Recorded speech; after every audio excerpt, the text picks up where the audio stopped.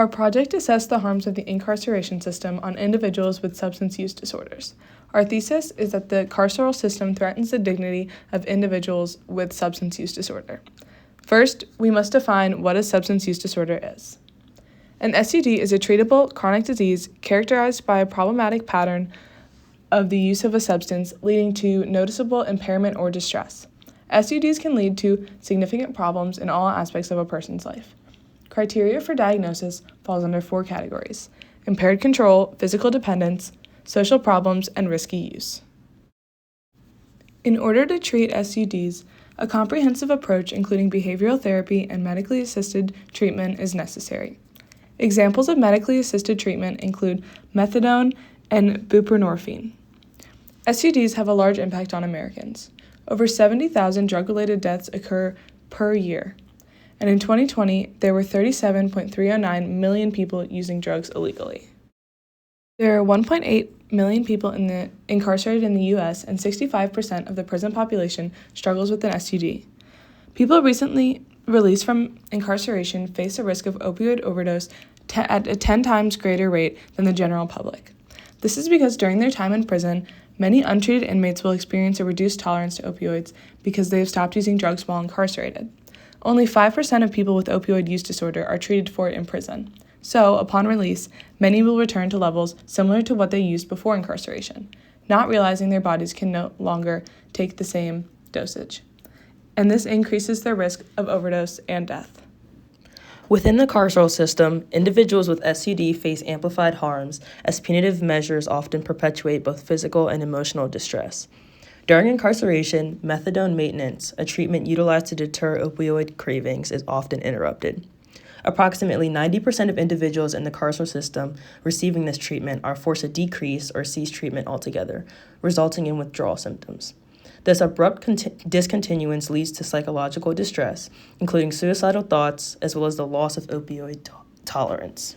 Post-incarceration, the loss of tolerance individuals experience through withdrawal makes them vulnerable to overdose within 2 weeks of release. This is 3 to 8 times higher than other times at liberty and 129 times higher than the general population. The chart on the left corroborates this, showing 103 of 443 total deaths for former inmates of Washington State Department of Corrections were due to overdose, 27 of which were within 2 weeks of release. Additionally, a study conducted on all inmates released from New Jersey Department of Corrections revealed that those with SUD had a 3-year recidivism rate of 56% compared to the 45% rate of individuals without SUD. Individuals with SUD are more likely to revisit the criminal justice system than those without, perpetuating a continuous cycle. Moreover, 8 to 10 months after release, approximately a third of men and half of women with SUD were living with other former prisoners with SUD. Living with individuals with SUD drastically increases the chance of relapse and recidivism as well. According to the chart on the right, approximately 2 of 10 formerly incarcerated women with SUD face continuous homelessness in comparison with women without SUD. In all, the harms faced by individuals with SUD that have interacted with the carceral system range from harms to physical and emotional health to recidivism and integration back into society. The risk of preventable causes of death, including overdoses and suicide, was 87% lower for incarcerated individuals with opioid use disorder, or OUD, on medically assisted treatment, compared to incarcerated individuals with OUD not receiving medically assisted treatment. Yet only 1% of incarcerated individuals with OUD reported receiving medically assisted treatment while incarcerated. To what extent are inmates with SUD impacted? A lack of treatment for inmates with SUD is a violation of their capabilities. What is a capability? Ethicist Marcia Nussbaum explains, quote, "They are the answers to the question, what is this person able to do and to be?" 3 of the main central capabilities that are violated in this scenario are the following. Life.